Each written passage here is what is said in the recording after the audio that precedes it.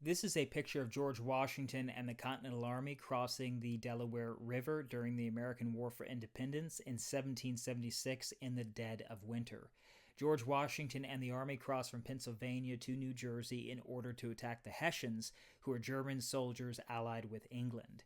You probably know how the story goes. George Washington and his men were very successful. They completely caught the Hessians off guard, and they would eventually go on to prevail against England and gain American independence. So this is a well-known story, but what I would like to do is share a story about George Washington's earlier life that's not as well known, but it's very interesting and important. So the story began over 20 years before the American Revolutionary War in the year 1753.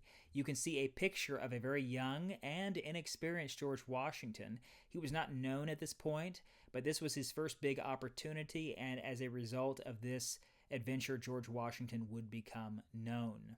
So he's with his travel partner, Christopher Gist. He's a frontiersman, and they're on a raft trying to get across a very dangerous and icy Allegheny River.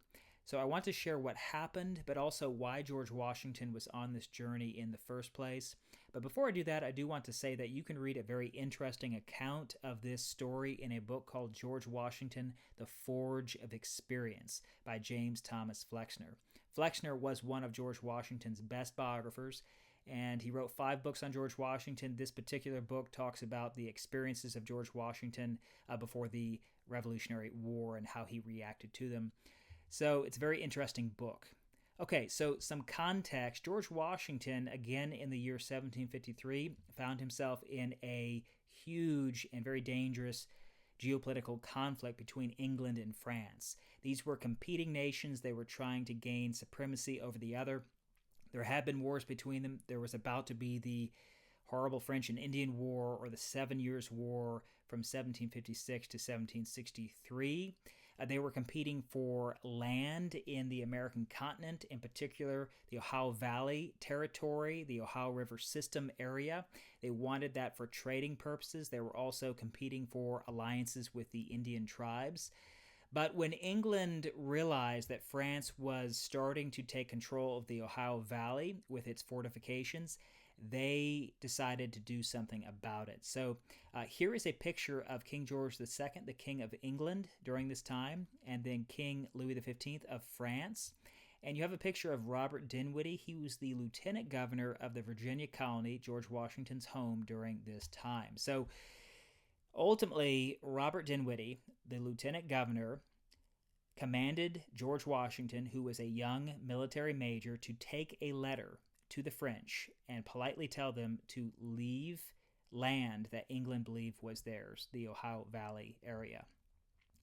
So George Washington was selected for this incredible role. He was to function as an emissary, the official representative of King George II to Louis XV, through Louis XV's emissaries, and he was also to function as a spy. He was to determine how strong the French's position was, what their military fortifications were like, and what their intentions were. So a big, important job.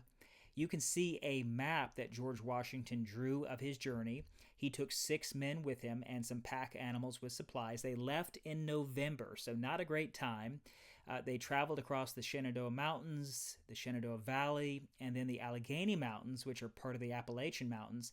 And once they crossed the Allegheny Mountains, they were in the wilderness. This was not even frontier. This was wild, dangerous country. So they traveled across the forks, or past the forks of the Ohio. And by the way, George Washington did a great job documenting his experiences on this trip. So they had to cross the Allegheny tributary, which becomes the Ohio River, and eventually they got to an Indian settlement. They joined up with some Indians who were allied with England. This was cold, hard, slow travel. There had been a lot of snow and rain. They traveled eventually up here. They got to a fort named Venango, which was controlled by the French. They had some difficulty there.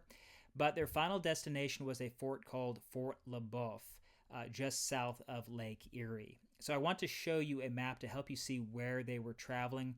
So they traveled across, or past the forks of the Ohio and then across the Allegheny near modern-day Pittsburgh.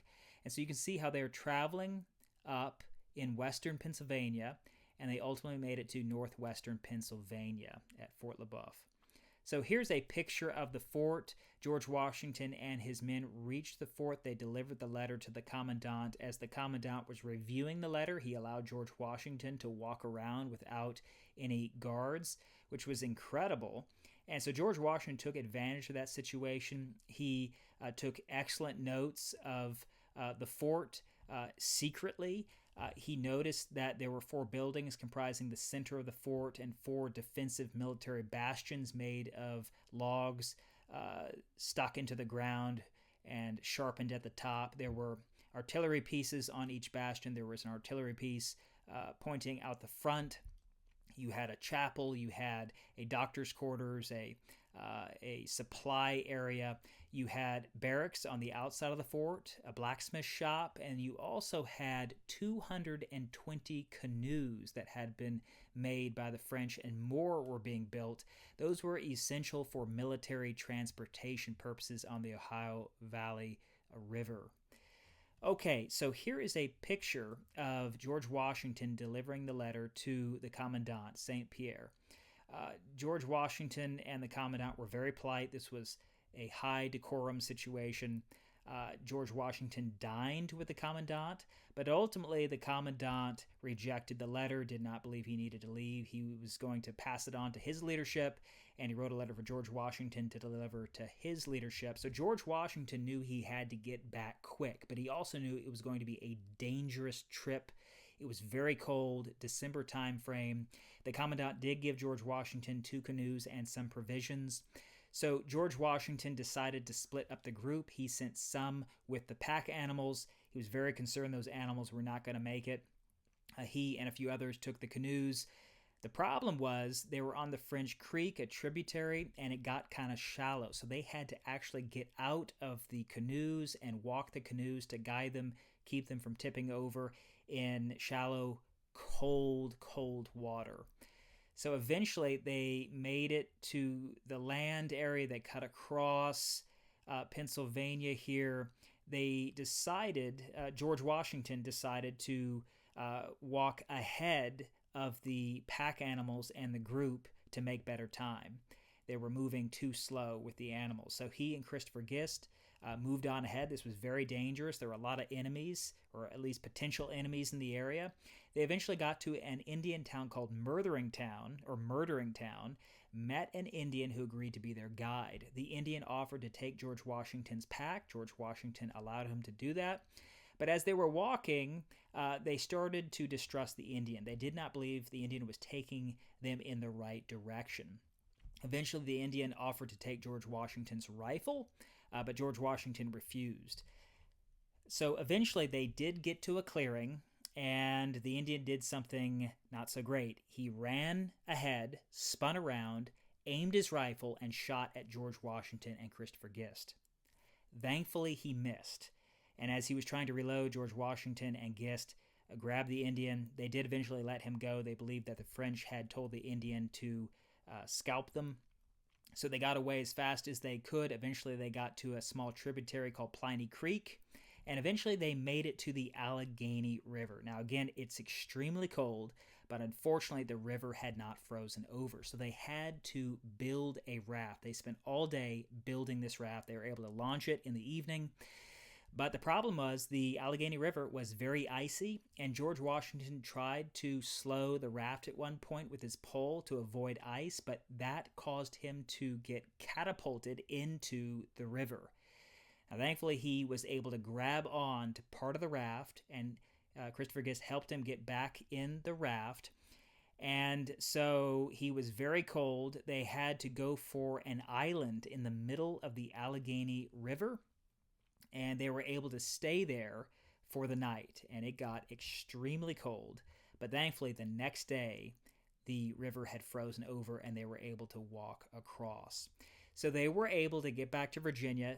George Washington delivered the note. He wrote a description from his notes of all of the experience, and he very soon was ordered to lead men into the Ohio Valley area to build a fort, and very soon an occurrence took place that led to the French and Indian War. So you can learn a lot more about this very interesting time.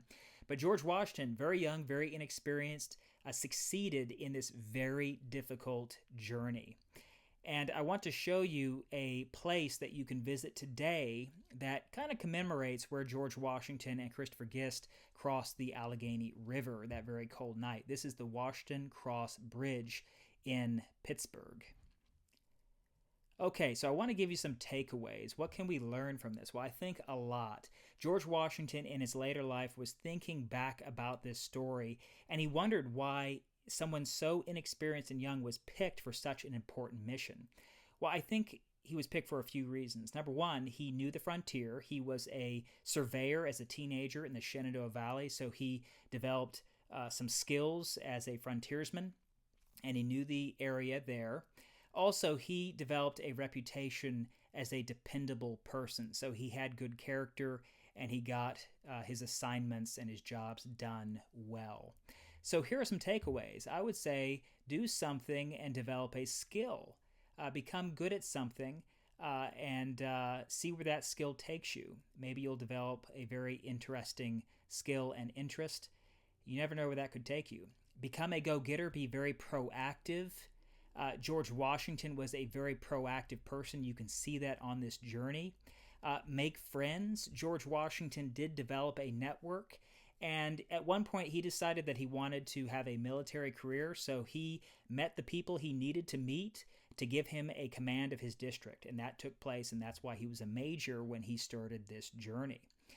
Become dependable. Get the job done right. So whatever your hand finds to do, do it with all your might. Become dependable, and I think you'll get better and better jobs as you become more and more dependable.